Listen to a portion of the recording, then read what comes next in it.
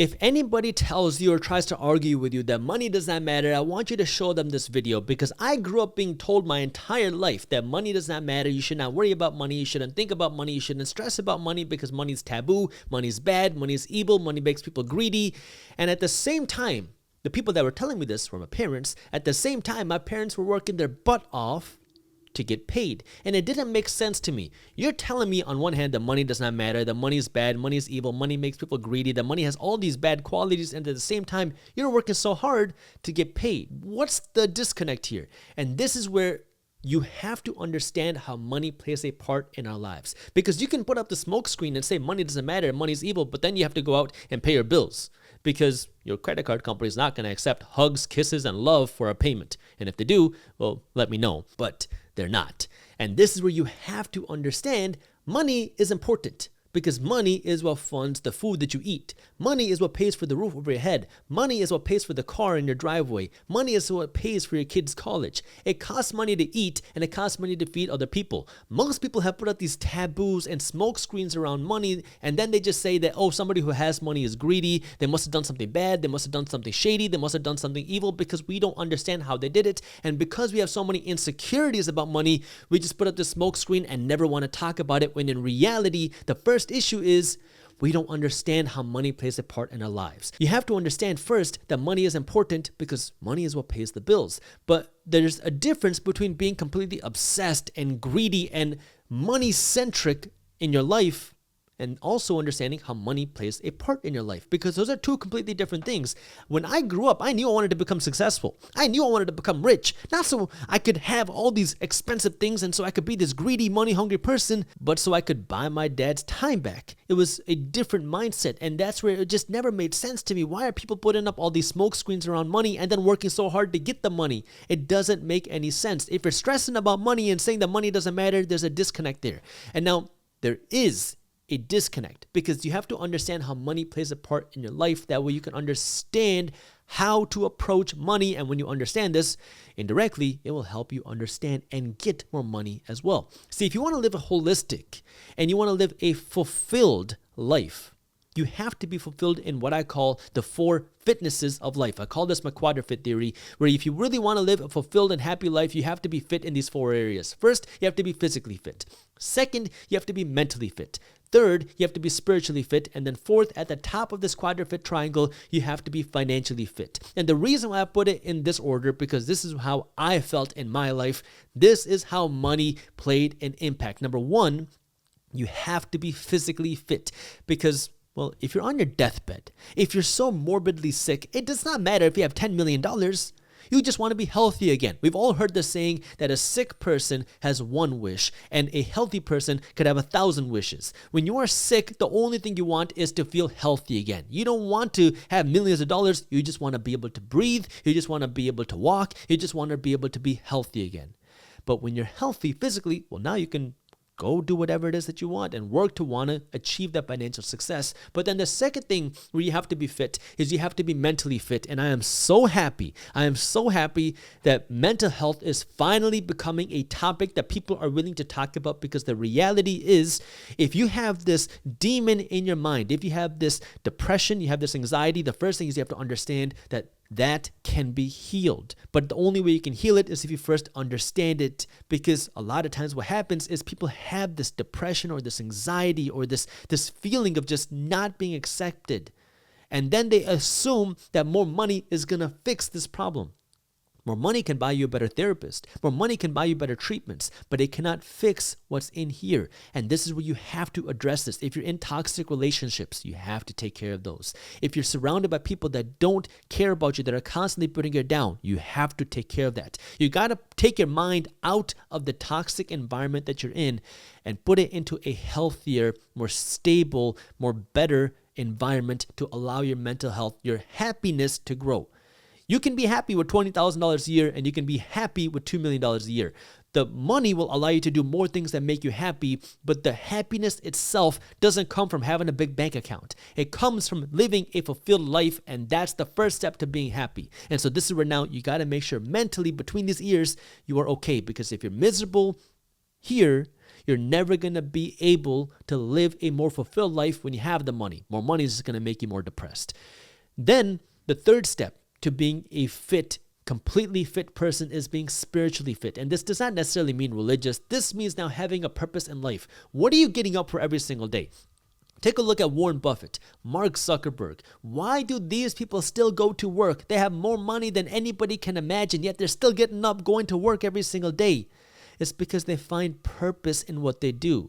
It's not just because they made their money that they can go out and do whatever they want. It's because they love what they do. That gives them fulfillment. Each one of us have a reason for wanting to be here, and there's a whole bunch of crap on the internet where people say, you gotta find your purpose. Build a business around your purpose. Well, everyone's purpose changes every 6 months. I don't know what my purpose was 4 years ago, but it wasn't what I am doing now.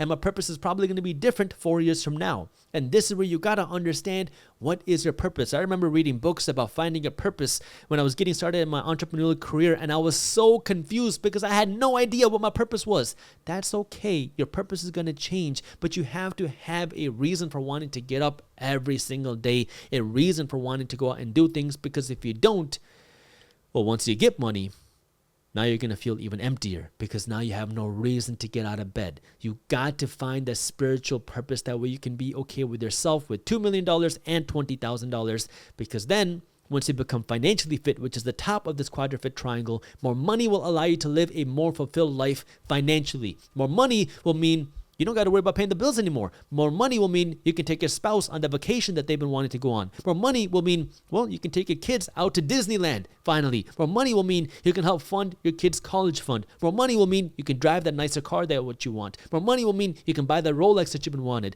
More money will mean you can do more things that make you happier.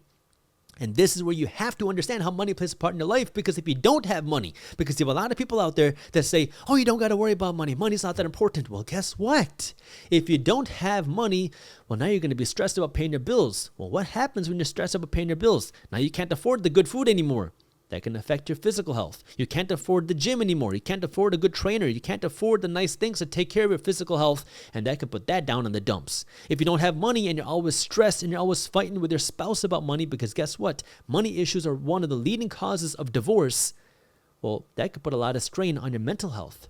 More money can also help find you that ability to find a sense of purpose, because when you don't have money, you can very easily be lost and confused and not have any sense of direction in your life, because you're constantly just worried trying to figure out how do you pay your bills. So yes, there is money involved in each one of these things, but each one of these things are also independent in the sense that you have to work to be physically fit. You have to work to be mentally fit. You have to work to be spiritually fit. And you can do all of those things without having money. More money will just allow you to amplify the different points in your life. And this is where it is important now for everybody to go out and get their money, because the reality is money just amplifies who you are. If you give a good person money, they have a tool to do more good. If you give a bad person more money, they have a tool to do more bad. Money doesn't make you a good person, doesn't make you a bad person. It just amplifies who you are, which is why we need more good people with money. And guess what? It costs money to eat, and it costs money to feed other people. If you're saying, oh, but I just want to help other people, I want to give back, then go out and get your money. That way you can go out and feed other people. It is so silly to see people sitting there pointing fingers saying, oh, you should give to homeless people. Oh, you should help with the drug problem. Oh, you should do this. Well, how don't you get off of the sofa, pick your hands up off of your butt, stop playing Xbox, stop eating the Doritos and the Ho-Hos, and go out and make that change that you want. I'm going to jump back into the video in just 1 second, but before we do, if you are an investor and you're looking for an easy and free way to stay up to date on what's happening in the top financial news, from the economy to the housing market to the stock market to the crypto market to the global economy, then you have to check out Market Briefs. Market Briefs is my free financial newsletter that I created that will keep you up to date on what's happening in the financial news. You can read the newsletter in less than 5 minutes every morning. It's a fun and easy to read email, and it's completely free. So if you haven't joined Market Briefs yet, I got the link to how you can join down in the description below. It's kind of funny because me and a few friends started a community service organization in Detroit, and we would do a lot of different types of events trying to give back to people in our Metro Detroit community. And every time we would do something, or not every time, but many times we would do something, we would get this interesting feedback from people that would never show up to our community service events. Sometimes we would go out and feed homeless people, and then we would get comments or messages from people saying, why are you feeding homeless people? That's just putting a band-aid on the problem. How about you go out and try to fix the drug problem? And then sometimes we would go out and we would provide hygiene kits to people. That way people who are homeless can have soap and have toothbrushes and have toothpaste and have socks. That way they can help clean up. And then you would hear things like, well, why aren't you feeding homeless people? They're hungry. What is a toothpaste going to do if they have nothing to eat? And then sometimes we'd go out and we'd buy pizza for homeless people. And then we get comments of saying, wait, is there pepperonis on that pizza? How dare you feed meat to people who are homeless? Because that's what they want. And so this is where you got to understand, people will always judge. People will always criticize no matter what you do, but you have to do what's right for you. And guess what? Your kids and your spouse cost money. It costs money to eat and it costs money to feed other people. And when you got that money, you get to control what you do with that money. And the beautiful thing about this is everybody has their own passion. Somebody's going to be passionate about global warming. Well, if you got more money, you got more power, you got more control, you can do more things about that. Somebody's going to be passionate about cancer. When you have more money, you can raise more awareness and you can fund more cancer research. Somebody's going to be passionate about homelessness. Well, when you got more money, you can do more things about it and you'll have more power to create more awareness about it. Nobody can be passionate about everything. And this is a very hard lesson, that nobody's going to be as passionate as you are for the things that are important for you. No one's going to care about your business the way you do. And just like that, no one's going to care about your causes the way you do, which is why we need drivers for these causes. And the reality is, money is a powerful force and that can drive people, and it gives you power automatically. So if you want to make a change in the world, well, you can get that money and help fuel the change yourself. Because if you're just complaining about other people not doing their part, go out and do your part first and inspire other people to follow you. Yeah, you can point fingers all day long, but until you can get somebody to get up off of their sofa and get their hands off their butt and stop playing Xbox, it doesn't really do any good. So instead of complaining about what other people are doing, this is where you got to take care of yourself, take care of your family, and work to take care of your community as well. There's been a lot of talk recently about the real and root cause of inflation, where you've had a lot of media articles saying that corporate greed, it's what's causing inflation, and it's the reason why inflation is still here, and it's the reason why inflation is not going down. That corporate greed, wanting to maximize their profits, is why we are seeing